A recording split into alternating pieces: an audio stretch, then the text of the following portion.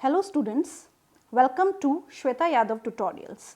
Please like and subscribe my channel and hit bell icon for more updates.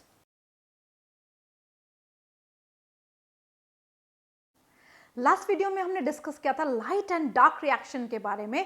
उसी चीज को हम differentiation की फॉर्म में पढ़ेंगे क्योंकि कई बार एग्जाम में डिफरेंशिएशन आ जाता है कि differentiate between the light and the dark reaction.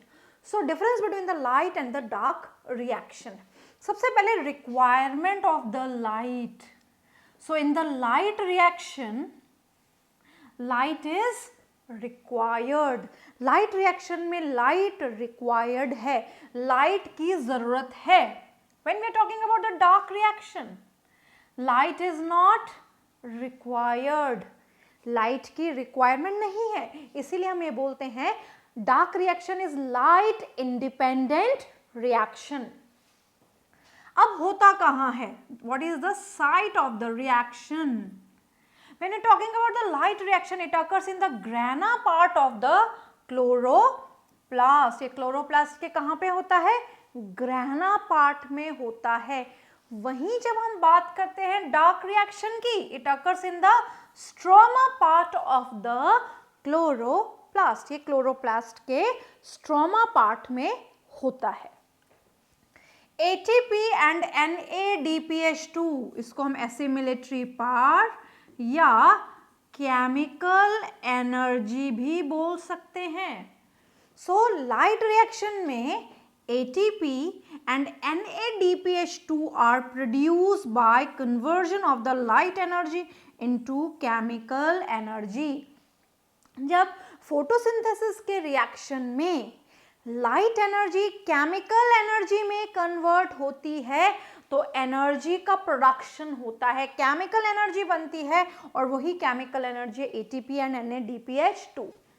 जो लाइट रिएक्शन ने बनाया है उसको यूज करने वाला कौन है? Dark reaction. So the ATP and NADPH2 formed during light reaction are used for the fixation of CO2 into carbohydrates. Carbon dioxide के फिक्सेशन और रिडक्शन में वही एनर्जी केमिकल एनर्जी यूज होगी जो ड्यूरिंग लाइट रिएक्शन बनी है. इसीलिए ATP और NADPH2 का बनना जरूरी है. शुगर फॉर्मेशन, लाइट रिएक्शन में शुगर का फॉर्मेशन नहीं होता.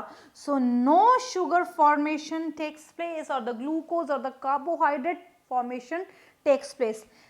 But in the dark reaction there is formation of sugar. Sugar बनती है. शुगर इज ग्लूकोज या सुक्रोज हम बोल सकते हैं और कार्बोहाइड्रेट डार्क रिएक्शन में बनते हैं after fixation of the carbon dioxide. Release of oxygen, oxygen क्या रिलीज होता है लाइट रिएक्शन में? नेचुरली. लाइट रिएक्शन में फोटोलाइसिस ऑफ वाटर होने के बाद ऑक्सीजन रिलीज होता है.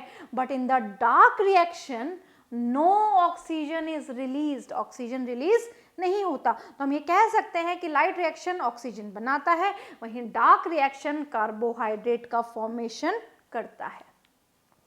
नेक्स्ट आता है फैक्टर्स इफेक्टिंग फोटोसिंथेसिस. कुछ ऐसे फैक्टर्स हैं जो फोटोसिंथेसिस को प्रभावित करते हैं. तो सबसे पहला फैक्टर है लाइट. अगर हम बात करें, light is directly proportional to the rate of photosynthesis.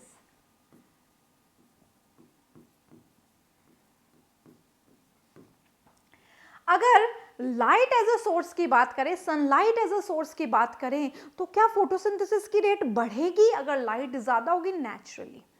Light intensity ज्यादा होने पे फोटोसिंथेसिस का रेट बढ़ेगा.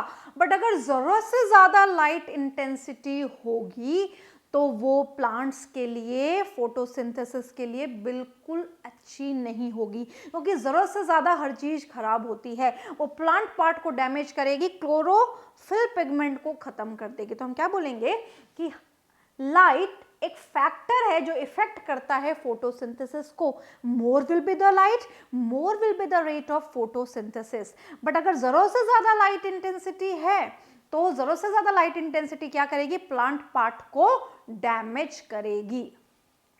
नेक्स्ट हम बात करते हैं वाटर। वाटर जो है वो एक बहुत इंपॉर्टेंट सोर्स है। More will be the light, more will be the water, more will be the rate of the photosynthesis. बिल्कुल सही बात है, बट अगर पानी ज़रूरत से ज़्यादा होगा तो रूट जो है वो रेस्पायर नहीं कर पाएंगी और क्या होगा, वाटर लॉगिंग हो जाएगी। बारिश के समय पे क्या होता है कि बहुत ज़्यादा बारिश होने पे रूट रेस्पिरेशन नहीं हो पाता, रूट डैमेज हो जाती हैं, तो रेट ऑफ फोटोसिंथेसिस जो है वो कम हो सकती है अगर पानी ज़रूरत से ज़्यादा हो जाए।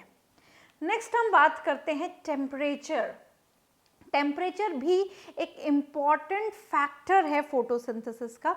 More will be the temperature, more will be the photosynthesis. But हमें एक बात ध्यान रखनी है, अगर टेम्परेचर बहुत ज़्यादा है, अगर हम देखें कि जब बहुत ज़्यादा गर्मियाँ होती हैं मई जून, तो उस वक्त हाई टेम्परेचर होने की वजह से जो फोटोसिंथेसिस का रेट है वो कम हो जाता है, क्योंकि टेम्परेचर ज़्यादा होता है तो सेम प्लांट पार्ट जो है या प्लांट के जो ऑर्गन्स हैं या सेल्स हैं वो डैमेज हो जाती है, पत्तियां जल जाती हैं।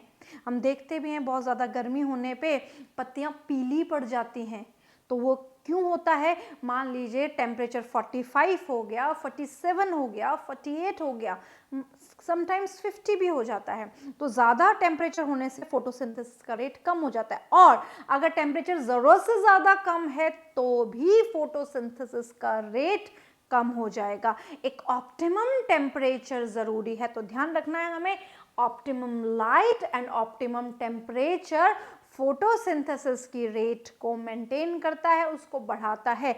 ज़रूरत से ज़्यादा अगर कोई भी फैक्टर है तो फोटोसिंथेसिस की रेट कम भी हो सकती है। कार्बन डाइऑक्साइड, कार्बन डाइऑक्साइड भी एक इम्पॉर्टेंट फैक्टर है जो फोटोसिंथेसिस की रेट को बढ़ाता है, क्योंकि ज़्यादा कार्बन डाइऑक्साइड होगी तो ज़्यादा फिक्सेशन होगा कार्बन डाइऑक्साइड का कार्बोहाइड्रेट्स में। Very important. Oxygen, very very important. Oxygen किस तरीके से फोटोसिंथेसिस की रेट को डिस्टर्ब कर सकता है। मान लीजिए अगर प्लांट के पास ऑक्सीजन ज़्यादा है तो प्लांट को दिन में क्या करना है, फोटोसिंथेसिस करना है, बट वही प्लांट फोटोसिंथेसिस ना करके रेस्पिरेशन करने लगे ज़्यादा ऑक्सीजन होने से, तो ऑक्सीजन ज़्यादा होने से प्लांट अगर रेस्पिरेशन करने लगे ड्यूरिंग डे टाइम तो उसको हम कहते हैं फोटो रेस्पिरेशन। तो फोटो रेस्पिरेशन क्या करता है, फोटोसिंथेसिस की रेट को कम कर देता है। अब कुछ बातें हमें याद रखनी है।